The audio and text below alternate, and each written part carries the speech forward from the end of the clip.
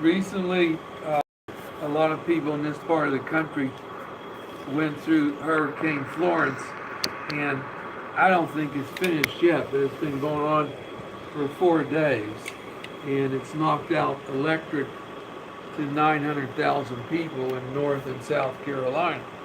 Um, and actually, the house where I was staying, I didn't know it, but when the electric went off, they don't tell you. It's on 1 minute and it's off the next. So anyway, I was sleeping in this room, and about 2 a.m., I got up to go into the bathroom. The bathrooms in these little houses, like the one I was in, very, very tiny. There's a sink, a shower, and then a commode, and then a place where you put all your bottles and towels and things like that. So I was in the bathroom, and I finished, and then I figure I'm going to go get back in my bed. But so I was going to wash my hands, turn on the light, and I turned the light on, and nothing happened. And I could not, and I was trying to go a lot of different directions, but I couldn't get out of the bathroom. And I was knocking down all the bottles I had there of perfume and cologne and things like that, because I couldn't figure out how you get out of that bathroom. It's so small. I would say the bathrooms they make are maybe 2 feet by 4 feet. And it has all those items in it. So finally, but your toilet's all the way in the back. Yeah, toilets in the back, and a sink, and a shower, and then you're supposed to walk out. I would say to get the area to get out can't be more than 18 inches wide. So I was moving around, perking this and that. So finally, I was yelling for help, and nobody would come. So I just started yelling to call the police. I said, call the police right now, because I started to panic. And I said, I can't get out of the bathroom. So I said, call the police, because I didn't realize what was going on. I'd never been in a hurricane like that where the lights went out. And actually, the lights in this hurricane went on and off several times. Now, some people, they went off and they never come back. But anyway, somebody, I don't know how I got out of that bathroom, but they wouldn't call the police.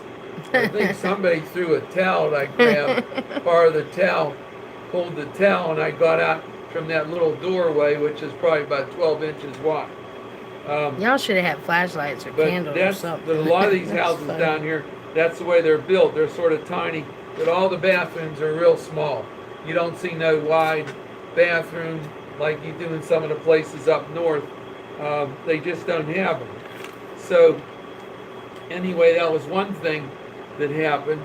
And the other thing, well, when I said I was called, I wanted the police called. I don't think they wouldn't call the police at 2 in the morning. I guess it wouldn't sound. Well, they too wouldn't good on have come the phone. anyways. Well, I don't know, but yeah, because everybody was calling them, and I don't know if they would come to somebody that's stuck in the bathroom. Yeah, they wouldn't. Tell you the truth. They were only coming for murder. Yeah, murder. Or something. And actually, they had a deal on where you couldn't even leave. A curfew was on 8 p.m. to 8 a.m. You weren't allowed outside the house, or the police would come and arrest you and take you downtown to the jail, because you would be violating the curfew from 8 p.m. at night to 8 a.m. the next morning.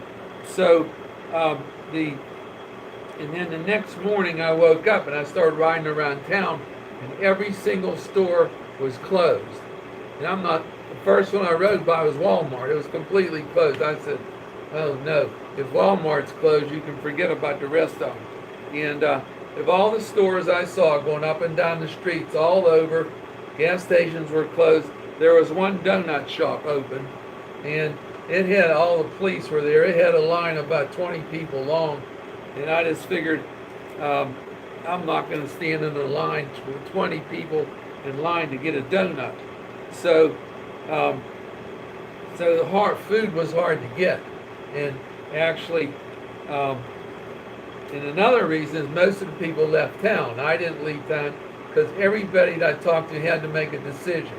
Do you want to sit here and wait for the hurricane to come and figure that maybe you'll live through it, or do you want to leave town? So everybody I talked to was sort of mixed up, and they all thought about leaving town. A lot of them left town. Yep. But a lot of them didn't leave town. And the ones that left town, some of them can't get back so easy. Like in Wilmington, the roads coming in and going out are all flooded. So even if you wanted to come back, you couldn't get here. Right. Unless you wanted to get a boat or swim through the water. And so really, these hurricanes, it turns out, I find, is a guessing game. Because everybody has a different story and everybody has a different idea.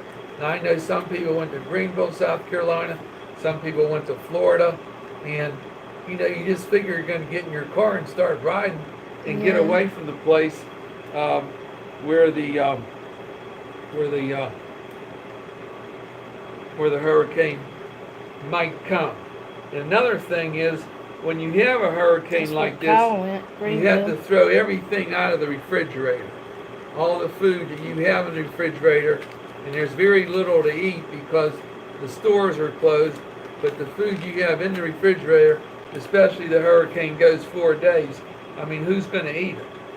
And another thing too, you have to board up your house, and you have to put boards over all your windows, which is a lot of work. In fact, I got people here now trying to get money that went to the house and took down all the boards around the house. You couldn't pay people to try and do that work. It's too much. Because they have to be paid. We had 11 boards around the house on the windows.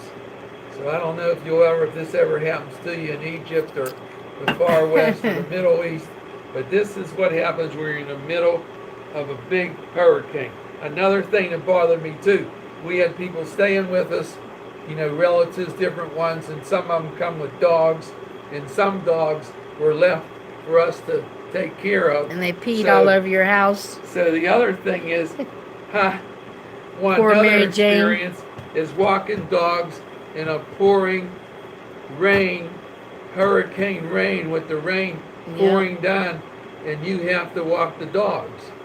And you're doing somebody a favor, and they have no idea what you're going through because it rained, I'd say, hard for 2 or 3 days. So if you want to wait and take the dog out when it stops, you can forget it. And another thing, when the stores finally do open, do not buy any fresh fruit in a store, because I like fresh fruit, and I'm an idiot, especially fresh, hard fruit. That's what I like. And I went in some of the stores when they finally opened, the supermarkets, and the fruit was so soft and rotten, you got to throw everything out. I wouldn't take it if you gave it to me in a bag. But anyway, those are some of the things that you have to look forward to when you're in a hurricane.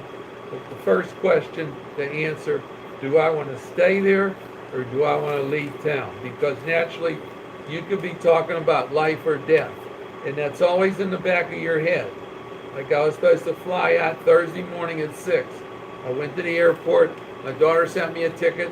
But then they said, you don't want to go, you don't want to go. I said, why? They said, because the hurricane was a 4, now it's down to a 2. Which, who knows what that means. So instead of going to the airport, I was packed. I didn't go. But then I started thinking after that, did I make the right decision? Because in 2 or 3 days when this hurricane hits, I could be dead. I should have been on this plane out of here. But those are the decisions you got to make. And everyone watching this video around the world, when you're getting hit with a hurricane, I think there's some in China now. There's 2 or 3 going around the world. Hawaii has one. We have one. There's 2 others out there hanging. But you have to make a decision. Do you want to stay there and go through the hurricane, or do you want to leave town? And in the back of your head, I don't care who you talk to, people are always figuring about life or death.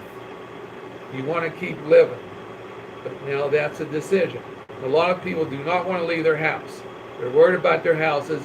They say, I don't care what the hurricane does. I don't care what happens. I'm staying in my house. Good. All right, you got your house. Now, what are you going to do with it when you're dead? But anyway, those are some of the questions you have to ask yourself. Thank you.